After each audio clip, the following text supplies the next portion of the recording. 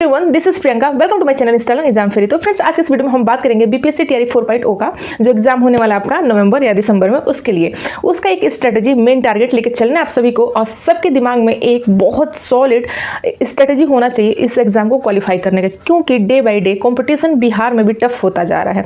बिहार में वैकेंसी देखने को मिल रही है, इसलिए सारी संख्या उधर ही जा रही है और आपका कॉम्पिटिशन काफ़ी स्ट्रॉन्ग होता जा रहा है। तो जितना जल्दी से जल्दी आप अपने इस एग्जाम को क्वालिफाई करेंगे, आप फाइट रेस से बाहर हो जाएंगे। ठीक है, तो इस एग्जाम को बहुत सीरियस लेकर चलना है और ये सोच के चलना है कि हमारा एग्जाम क्या हो जाए, क्लियर हो जाए। लेकिन मैं बार बार यही देखती हूँ कमेंट में कि बहुत सारे लोगों को अभी तक कुछ ना कुछ चीज़ को लेके बहुत ज़्यादा कन्फ्यूजन है। किसी को अपनी लैंग्वेज को लेकर कन्फ्यूजन है, तो किसी को जीके और जीएस को, किसी को तो उनको मतलब जो लैंग्वेज है 6 to 8 में उनके साथ एक अलग से लैंग्वेज लेना है कि नहीं लेना है, इस पर बहुत ज़्यादा डिस्कशन है। तो देखिए 6 to 8 में एक एसएसटी से फॉर्म भरते हैं, दूसरा मैथ और साइंस से, और तीसरा एक लैंग्वेज से। लैंग्वेज में आपका क्या आता है, हिंदी, इंग्लिश। ऐसा नहीं है कि आप अगर आपका सब्जेक्ट हिंदी और इंग्लिश है तो आपका जो 30 नंबर का लैंग्वेज है वो अलग से लेना है, अलग से नहीं है। चाहे आपका सब्जेक्ट हिंदी हो या इंग्लिश हो, चाहे एसएसटी हो, चाहे मैथ और साइंस हो, 30 नंबर का जो लैंग्वेज पार्ट 1 का आता है वो सब में कंपल्सरी है और उनके लिए वो आता ही आता है 30 नंबर का, जिसमें से 9 नंबर पाके उनको क्वालिफाई करना होता है। उसके बाद से चाहे आपका हिंदी सब्जेक्ट हो या इंग्लिश सब्जेक्ट हो या एसएसटी या मैथ और साइंस, 80 नंबर का आता है। ये आपका मेन अपना सब्जेक्ट है जो 80 नंबर का आता है। और लैंग्वेज की अलग से पार्ट 1 का अलग लैंग्वेज होता है, जिसमें कि सभी को 4 लैंग्वेज दिया होता है, एक लैंग्वेज चूज करना होता है जो 30 नंबर का होता है, उसमें उनको 9 नंबर लेके पास होना है। इतना क्लियर हो गया? क्योंकि हमने जो कल वीडियो डाला था एसएसटी के लिए, उसमें किसी ने रिप्लाई किया था कि आप लैंग्वेज के ऊपर कुछ बताई नहीं, गुमराह कर रही थी, इसलिए मैंने सोचा एक बार इसको डिटेल आपको बता दूँ। ठीक है, तो ये सारी चीज़ें क्लियर हो गई। अब हम बात करते हैं कि इसकी पढ़ाई कैसे करें। बहुत ज़्यादा कंटेंट पढ़ने के चक्कर में और बहुत ज़्यादा अच्छे से पढ़ने के चक्कर में आप ऐसा ना हो कि आपका एग्ज़ाम आ जाए और आप कुछ ना पढ़ें और चीज़ों को, टाइम को यूँ मिस कर दें। ठीक है, तो आपके पास जो भी सोर्सेज हैं, जो भी कंटेंट है, वो आप उसको बार बार पढ़ें। जितना बार पढ़ेंगे आपकी चीज़ें उतनी ही क्लियर होंगी। ठीक है, एक बार 2 बार पढ़ने से बहुत चीज़ें अच्छे से क्लियर नहीं होती है। जितना ही उसको रिवीजन करेंगे मल्टीपल टाइम, उतना ही चीज़ें आपको क्लियर होंगी, उसका कॉन्सेप्ट क्लियर होगा और आपको याद रहेगा। तो बार बार पढ़े, कम पढ़े, सॉलिड पढ़े और ज़्यादा उसको रिवीजन करें। यही एक पास होने का मेथड है। ठीक है, आप बहुत अच्छे हैं, आपकी जानकारी भी आपको बहुत है, लेकिन थोड़ा सा डिस्ट्रैक्शन के कारण, भटकने के कारण, अपने आप को अपनी स्ट्रेटजी सही से ना बनाने के कारण 1-2 नंबर से पीछे रह जाना होता है, जो कि नहीं चाहते हम कि आप पीछे रहें। मैं चाहती हूँ कि जितने लोग मेरा ये वीडियो देखते हैं उनको अपने सब्जेक्ट पे पूरा कमांड हो और वो ये एग्ज़ाम टीआरई 4.0 वाला क्वालिफाई कर जाए, क्योंकि उनके पास अभी टाइम है और वो इस मेथड से चलते हैं तो 100% क्वालिफाई हो जाएंगे। क्योंकि बीपीएससी का जो सिलेबस है बहुत हार्ड नहीं है, बहुत लेंदी भी नहीं है। सिर्फ एनसीईआरटी बेस्ड 12th तक का आपका सिलेबस है। अगर 9 to 10th के हैं तो बस यही 9 to 10th का ही एनसीईआरटी पढ़ना है। 11 12th के 11 और 12th का ही एनसीईआरटी पढ़ना है।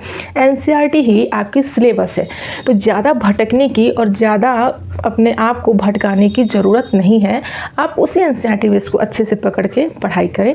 बहुत ज़्यादा दिक्कत होता है तो मन करे तो अगर पेड क्लास करने की चाह हो रही है कि हमें कोचिंग की ज़रूरत है और हम बिना कोचिंग, बिना गाइड के नहीं निकल पाएंगे, तो रिस्क क्यों लेना। आप ले लो कोचिंग, कोई दिक्कत नहीं है। जहाँ मन करे, जिस भी प्लेटफॉर्म पे मन करे, तमाम तरह के चैनल है, कोर्सेज हैं, तो आपका जहाँ इच्छा हो आप ले लो। बहुत ज़्यादा परेशान होने की और बहुत ज़्यादा रिस्क लेने की ज़रूरत नहीं है। अगर आपको लगता है कि हम कोचिंग लेके ही क्वालिफाई करेंगे तो कोचिंग ले लो। अगर आपको लगता है कि सेल्फ स्टडी से भी किया जा सकता है तो सेल्फ स्टडी करो। कहने का मतलब ये है कि जो भी पढ़ो, सॉलिड पढ़ो और पढ़ना स्टार्ट कर दो। अभी से, आज से, अभी से पढ़ना शुरू कर दो, क्योंकि एक एक दिन करके कब आपका टाइम निकल जाएगा और आपको पता भी नहीं चलेगा।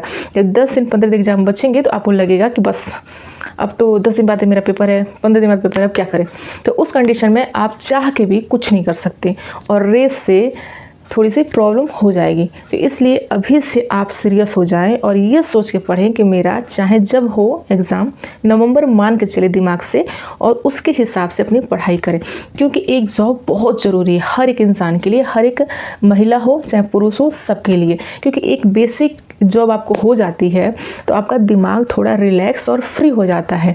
आगे अच्छी स्टडी के लिए, अच्छे जॉब, अच्छे लेवल की, जैसे मान लीजिए पीसीएस हो, आरओ हो या कुछ भी हो, जो भी आपका एक एम है कि मुझे ये बनना है, मुझे जीआईसी का पेपर देना है या फिर केवीएस पीजीटी का देना है, मतलब जो कुछ भी हो, जो सेंट्रल लेवल का हो, स्टेट लेवल के अच्छे ऑफिसर की जॉब हो, तो आप इजीली माइंड रिलैक्स करके पढ़ाई कर सकते हैं।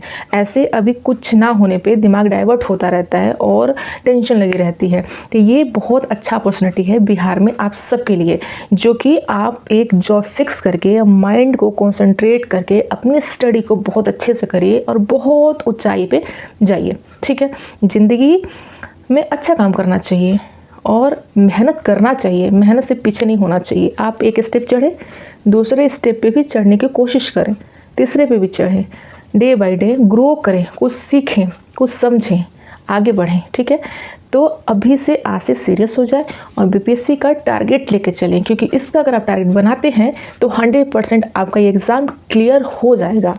बिल्कुल आप यकीन माने 100% क्लियर हो जाएगा, क्योंकि बहुत ना तो इसका बहुत लेंथी सिलेबस है, ना ही इसका पेपर का जो पैटर्न है वो हार्ड नहीं है, बहुत नॉर्मल पेपर पैटर्न है, बहुत नॉर्मल क्वेश्चन पूछा जाता है। 1-2 नंबर से मेरिट हाई और लो होती है।